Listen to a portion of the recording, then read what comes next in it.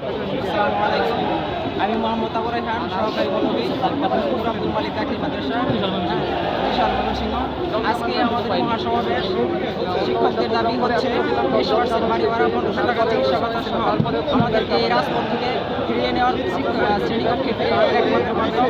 আমরা আমাদের লক্ষ্য পূরণের উদ্দেশ্যে সর্বাত্মক এখানে একটু জোরে কথা বলেন। আমরা আমাদের লক্ষ্য উদ্দেশ্য হাসিল না হওয়া পর্যন্ত এই প্রেস ক্লাব ময়দান ছাড়বো না এবং শহীদ মিনারের এই স্থান আমরা ত্যাগ করবো না।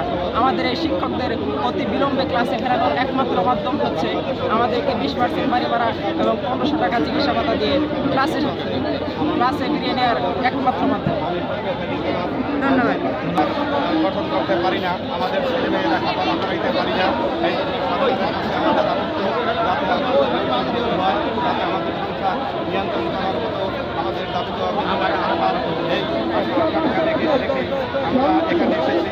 কারণ এতদিন পর্যন্ত দেখতে পাচ্ছেন সরকার আমাদেরকে দিবে না এবং আমাদের বাসা ভাড়া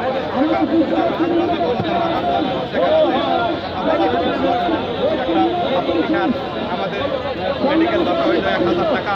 এটা বাংলাদেশের কোনো অঞ্চলের কোনো কর্মচারী নাই। এই জন্য আমরা আবেদন করি, আমরা ঢাকা শহরে অবস্থান করলাম।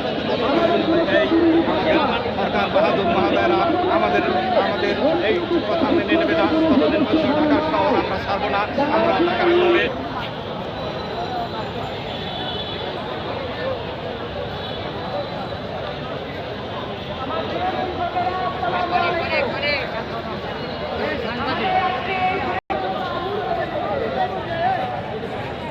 আর কত ভিডিও নেন?